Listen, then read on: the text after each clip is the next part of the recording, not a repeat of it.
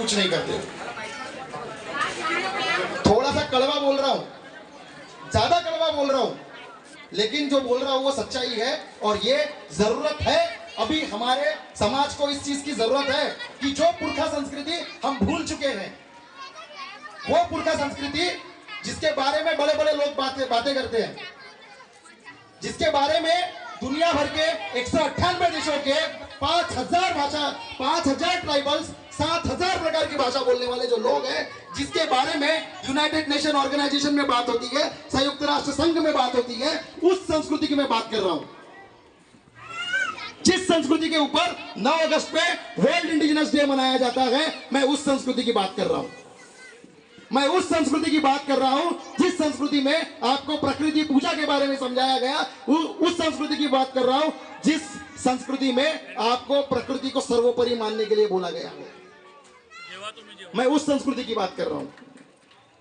पर हम कितना जानना चाहते हैं, ये जो अभी नृत्य करने वाले बच्चे हैं, हमारे 16 प्रकार के ढेमसा है, 18 प्रकार के नृत्य है, हमको सिर्फ एक ही बताए, कितना हम जानते हैं, कितना हम समझते हैं हमारी संस्कृति को, ये हमको समझना पड़ेगा। मुझे विनय ने बताया कि ये पुतला लगाने के लिए काफी संघर्ष करना पड़ा, संघर्ष करना पड़ता है, और संघर्ष करने के बाद में इस प्रकार की जीत मिलती है विनय।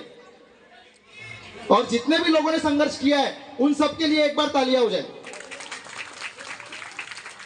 तो किन्होंने?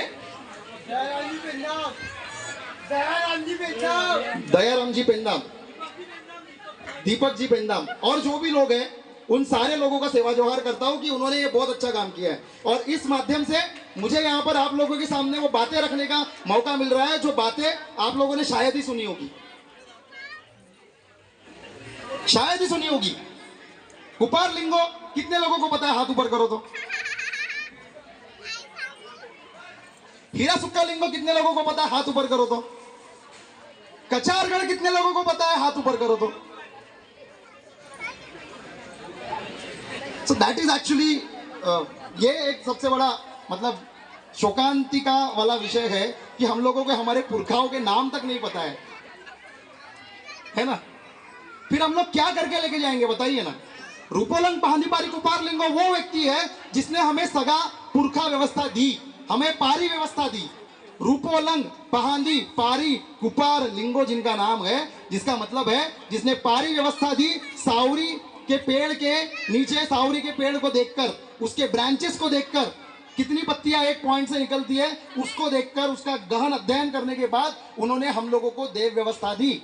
मैं 6 देव बना उनके वजह से, मसराम 7 देव बना उनके वजह से। मेरे सरनेम का अगर मतलब है, जैसे मैंने बताया, पेंदाम था पेंदा मड़ा, येंदा मड़ा, मसराम था मसरा मड़ा, टेकाम था टेका मड़ा, मरकाम था मरका मड़ा, ये सारा जो मीनिंग्स है ये हम लोगों को समझना पड़ेगा। बहुत बेसिक चीज है, बहुत बेसिक। और मैं बहुत बेसिक पे बात कर रहा हूं अभी, क्योंकि हम लोग जब बाहर जाते हैं ना, तो बाहर लोगों को लगभग सब कुछ पता रहता है, और इसलिए उन लोगों को वो हाई वाला जो क्या बोलेंगे हम लोग फिलोसफी है, जिसमें ट्राइडेंट फिलोसफी होती है, मुंजोक थ्योरी वगैरह वगैरह, बहुत मतलब बड़े बड़े शब्द हैं, वो आपके ऊपर से जाएंगे, नहीं बोलूंगा अभी उन पर मैं। लेकिन ये बता इसलिए रहा हूं कि हम लोग नेशनल लेवल पर ये सारी चीजें लोगों में प्रचार प्रसार करने के लिए घूमते हैं, और अगर आप लोग हमको नहीं सुनेंगे तो आप लोग कुछ लेकर नहीं जा पाओगे। क्योंकि कल चल के जब कास्ट वैलिडिटी की बारी आएगी, कल चलकर जब तुम लोगों को जनगणना में यह पूछा जाएगा कि तुम्हारे घर तुम्हारे कितने संस्कार होते हैं, अगर बाकी लोगों में 16 संस्कार होते हैं तो तुम्हारे कितने संस्कार होते हैं? तुम्हारे यहाँ पर तुम्हारा मतलब गाड़ा जाता है कि जलाया जाता है, यह पूछा जाएगा। तुम्हारे यहाँ पे अगर विवाह संस्कार हो रहा है तो विवाह में क्या किया जाता है, यह पूछा जाएगा। तो तुम क्या जवाब दोगे? तुम्हारे पास जवाब ही नहीं होगा।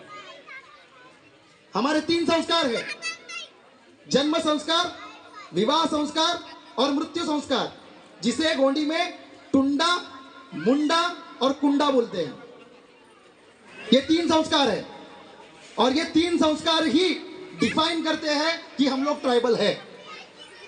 और भी बहुत सारी चीजें हैं, लेकिन ऑब्वियस है, मैं जैसा बोल चुका था कि समय कम है और इतने कम समय में बहुत सारी बातें नहीं समझा पाऊंगा, लेकिन बस कम से कम मुझे ऐसा लगता है कि मैंने वो स्पार्क तो भी डाल दिया है, that you guys are going to no.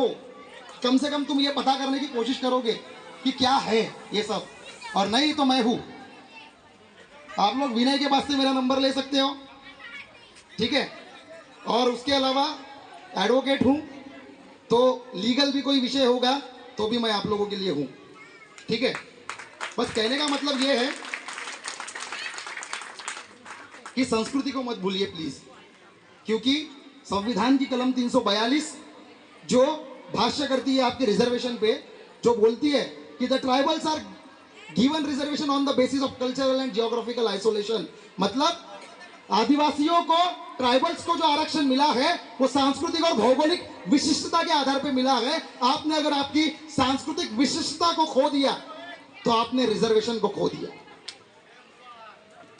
ये समझ लो। और ये समझो तभी अपनी संस्कृति को जानो, अपनी संस्कृति को जानो, अपनी संस्कृति को मानो, और अपनी संस्कृति को मानकर उसका पालन करो, ये जरूरी है। अंत में बस अभी फिनिश करता हूं, क्योंकि आप लोगों को भूख भी लगी होगी, है ना, चेहरे लग रहे हैं और ऑब्वियस है कि आखिरी ओवर में बैटिंग करने को मिली है ना। आखिरी ओवर में बैटिंग करने को मिले तो क्या कर सकता है इंसान, 6 बॉल में 6 सिक्स मारने की कोशिश ही कर सकता है, बस मारेगा नहीं मारेगा वो बात की बात है, ठीक है। फाइनली मैंने एक कविता जो हमारे सारे जितने भी गोंडवाना के शहीद हुए लोग हैं उन सभी शहीदों की शहादत पर लिखी है, वो कविता बोलूंगा और अपनी वाणी को यहीं पर खत्म करूंगा। तो कविता ऐसी है,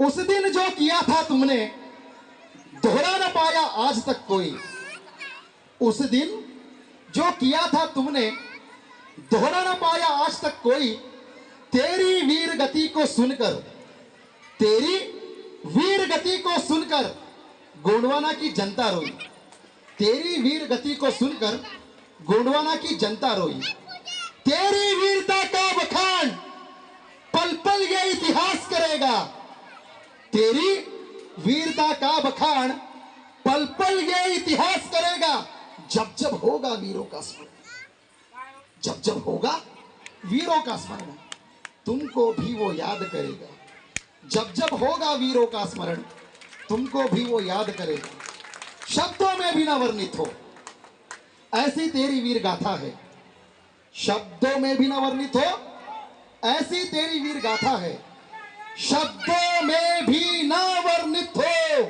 ऐसी तेरी वीर गाथा है, शब्दों में भी ना वर्णित हो ऐसी तेरी वीर गाथा है, और तेरी उस वीरता के आगे, तेरी उस वीरता के आगे यह सोडुम शीश झुकाता है, यह सोडुम शीश झुकाता है, यह सोडुम शीश झुकाता है।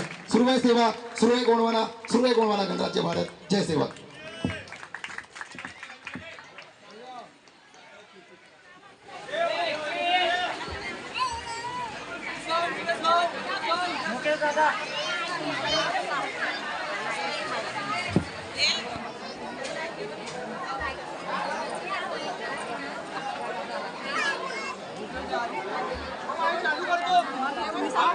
तर भेटूया मित्र नेक्स्ट